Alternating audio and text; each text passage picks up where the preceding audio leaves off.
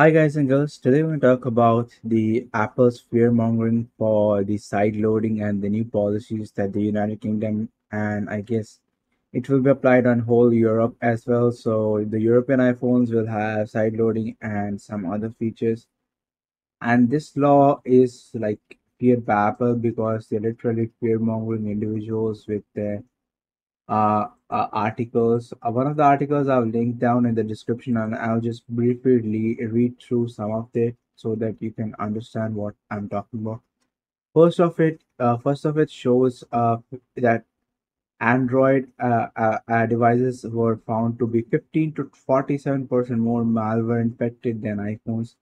The reason being that I think purchasing an iPhone is literally like a privilege in some countries. In most countries that are hunger stricken and have not the economical development for every individual to afford a 40K or 50K phone, whatever they like measure in that particular currency. So in most of the regions, especially in the Asia, I would say Chinese phones or Korean phones like Samsung and Japanese phones like Sony are more prevalent than the iPhones. Of course, there are iPhone users all around the world, but usually the development as a software developer, I think Android applications are easier to develop, and that's the reason there are a lot of scam and like fishy apps that are available. And as an individual, you should be aware of these kind of applications. I do upload videos about various kind of scams and stuff like that. So do subscribe to my channel if you want to know about different kind of scams that are going on the world. I'll be uploading fishy Android applications as well and how to detect a fishy Android application in another video. But let's just focus on Apple for now, and let me talk about the reasons that Apple has less malware. Of course, the Apple users are mostly normies or like people that are not that super tech savvy. I would say like the 10 to 15% of the Apple users might be tech savvy, like not tech savvy, not tech savvy, because like they might be the tech gurus and individuals that actually use Apple full to their full potential, but the other rest of the Apple population just uses it as a safe data symbol and just for its privacy. Like it blocks every ad, it blocks every like unwanted application and stuff like that.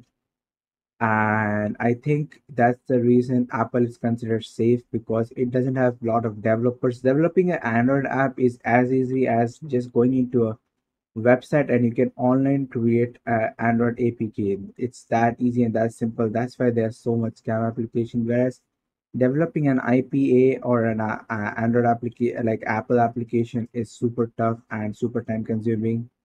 So developing an API is super tough compared to developing like not API an IPA, then developing APK. So to give you a context of what is the statistics for the Android to Apple users around the world.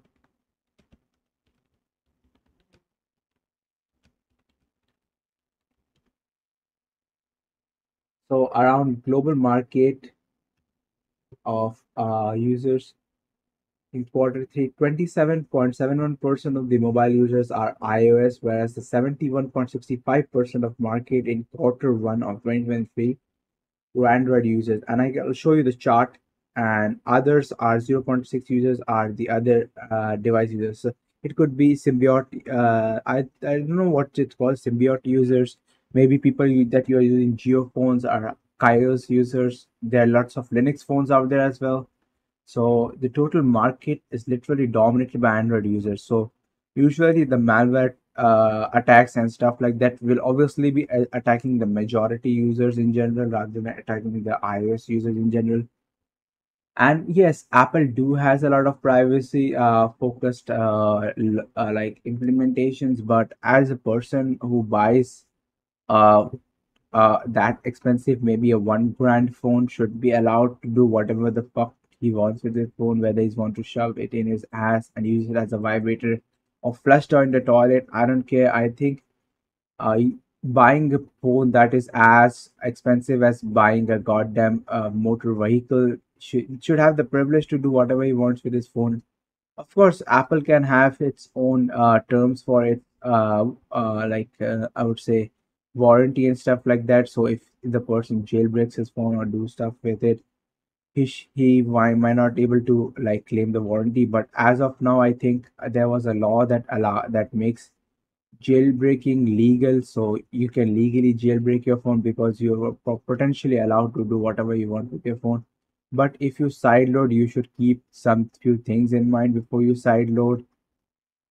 First of all, first thing that I would recommend you to do when you download the application of a sideload, such as there are some applications on Apple devices that are if it's an indie developer that's developing an application, it might not be possible for him to upload it on app store, so it might put it on the like website stuff. You can download it as an IPA, but I would say that you do a background check of what who is uploading the particular app, and of course, there's some common sense things that you will be understanding, like if there's a PS5 emulator for an iOS or a PS4 emulator for an iOS or even a PS3 emulator for an iOS device, please don't download it. Your iPhone has a strong chip, I know that, but the maximum that it can emulate and handle is probably a PSP emulator or a PS2 or a PS1 emulator. Android and Apple chips are not that powerful enough right now that they can emulate a PS3. It's even harder for a PC with I have a 3060, okay? I have a 3060 and i5 12 Gen Elder Lake, but it's harder for me to emulate PS4 games. I mean, the few PS4 games that are able to be emulated. I'm not saying all PS4 games are emulatable right now, but it will be pretty soon. So it requires hardware to emulate. So don't download unnecessary emulators. Don't download apps for on from the internet for VPNs and stuff like that. Don't download apps that are like utility apps that are like unnecessary apps. Just be careful. Don't download modded applications, especially just be aware of where you're downloading a modding application from. So these are the things that you should keep in mind while using the new instilled side loading features.